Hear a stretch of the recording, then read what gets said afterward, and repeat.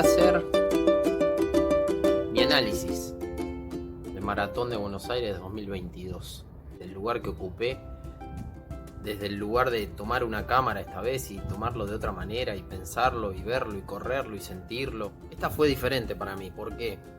Porque fue y distó y estuvo muy lejos de ser una preparación adecuada para correr un 42 kilómetros. Era la 10ª mía y yo ya sabía a lo que me iba a enfrentar y sabía con qué me iba a encontrar. Y te voy a ser honesto, mi fondo más largo fue la media maratón de Buenos Aires. Lo máximo que había corrido, que ese día corrí 25, entre la entrada en calor, los 21 y el afloje después hasta el auto, ese fue mi fondo más largo. Yo sabía que le iba a pasar mal, sabía que se iba a sufrir esa falta de fondos largos, esos kilómetros que no había acumulado. El mes previo a la media maratón había estado enfermo, me había lastimado el hombro, había tenido un montón de problemas por los cuales no había podido entrenar por semanas y semanas. La semana previa, en el fondo de 20 kilómetros que había hecho, cuando estaba por terminar me torcí el tobillo y estuve con hielo toda la semana. Eso lo previo a los 21. Entre los 21 y los 42 arranqué a entrenar bien y estuve 3-4 días con una gastroenterocolitis que me hizo alimentarme poco y nada. Y fueron justo en los días que podía haber hecho un fondo largo. Así que llegué con eso, con esa expectativa y con esa incertidumbre de no prever ningún tiempo ni esperar ninguna marca. Entonces me lo tomé de otra manera, dije la voy a disfrutar. Bueno, corrales de largada como siempre, por letras acomodados según el tiempo que cada uno dijo que iba a hacer al momento de inscribirse. Nadie te controla, te miran ahí, pero después uno si quiere puede ir caminando para adelante, eso en algún momento lo van a tener que corregir. La largada fue lo más bien, no hubo embotellamiento, yo crucé el arco creo que cuando iban 30 o 32 segundos desde que se había iniciado el reloj. Puestos de agua en el puesto 5, pasé de largo, no tomé, me sentía bien. En el 7,5 después de la subida para entrar en 9 de julio, ahí ya había el primer puesto de isotónica. Después de doblar y agarrar la avenida de Mayo, había el kilómetro 10, ahí había agua de vuelta. Bueno, fue todo avanzando bien, 12,5, 15, cada 2,5 había o isotónica o agua. Después hubo, creo que en el 20, banana. En el 30 hubo banana de vuelta, en el 30 hubo también gomitas y gel. La verdad que yo fui en cada puesto, fui agarrando. Otra vez la pifiaron con los vasitos, esos vasitos de isotónica que no se pueden arquear para poder tomar y o lo rompes el vaso o te volcás todo. Pero bueno, son detalles. Lo que sí me pareció importante y que hay que destacar es que en la autopista Ilia estaba anunciado en el 35 y en el 37,5 que iba a haber puesto de hidratación, no hubo ninguno de los dos. La verdad pensé que iban a haber puestos de hidratación arriba de la Ilia. La verdad que sería fácil, aunque sea en el peaje, si es por una cuestión de seguridad, que imagino que tiene que ver con eso. En el peaje podrían poner para corregir, porque la verdad que del 32,5 al 40 que no haya hidratación, la verdad que es durísimo. Volviendo un poquito para atrás, me gustó el recorrido porque fue más directo. El hecho de entrar solamente a Plaza de Mayo, volver a la 9 de julio y después encarar la autopista 9 de julio Sur, bajar a La Boca, Puerto Madero, no dar vueltas en Puerto Madero.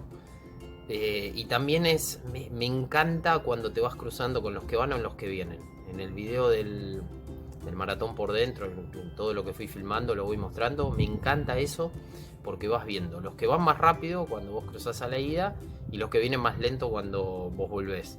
Pero es sumamente motivante, me parece a mí, ese cruce con las otras personas. Y también me pareció rompecoco porque la verdad yo no lo tenía previsto, no le había prestado atención al recorrido, voy a ser sincero en esa parte, que cuando bajás de la Ilia había que hacer como un retome hacia la derecha como de unos 300, 400 metros, no sé, se me hizo larguísimo, para después volver a encarar el túnel de Sarmiento, no lo preveía eso.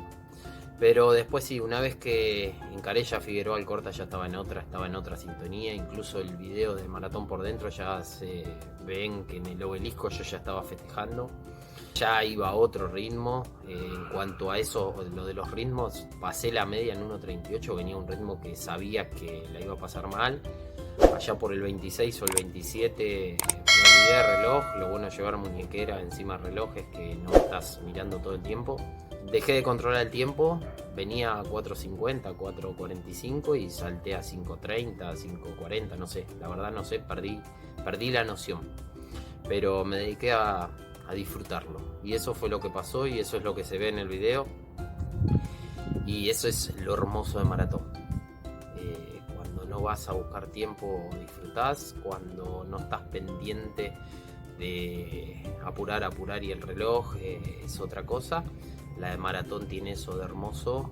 Hay circunstancias que te pueden cambiar en el día a día. El profe mío terminó con ampolla. Tengo otro muchacho también que corría la segunda maratón, Fabián, que también se acalambró después del 30 y venían los dos re bien entrenados. Y son cosas imponderables que a veces pasa, y eso de imprevisible del maratón es lo que también hace que cada maratón sea única y especial. Y en esta para mí fue especial también porque fue una maratón diferente, porque la encaré de otra forma sabiendo que no tenía la preparación adecuada y terminé con una sensación terrible de alegría, una sensación enorme de satisfacción, a pesar de haber sido peor marca que mi primer maratón, pero no importa, esos 3:38 y algo que ya ni me acuerdo, porque incluso cuando crucé el arco de llegada me olvidé de apagar el reloj, lo apagué como 3-4 minutos después. Es insuperable la sensación que tiene los últimos 1.500 metros y cruzar el arco hasta que te calzás la medalla. Es algo que es difícil transmitirlo, es difícil comentárselo a una persona que no forma parte de este mundo, y ahí es donde uno a veces, no sé si decir falla, o donde uno tiene que tratar de corregir, pero la gente que está dentro del mundo maratón sabe a qué me refiero, y es algo inconmensurable, incomparable, y es algo que todas las personas del mundo en algún momento, digo yo, tendrían que experimentar esa sensación, no de correr 5, no de correr 10, no de correr 21, de correr un 42K, porque es donde pone a prueba tus límites y es donde pone a prueba tu capacidad, no solo atlética, sino mental, de sobreponerte a un montón de imponderables que te pueden llegar a aparecer, con tal de llegar a esa línea de meta y cruzar ese arco de llegada, que es una satisfacción que no se puede describir adecuadamente, hay que vivirla. Amigos, una nueva edición más de Fabilo Traveler. Los invito a que te suscribas al canal, a que dejes un comentario, actives la campanita, me des un like para que todo siga circulando y sumando y agregando contenido. Chau, chau.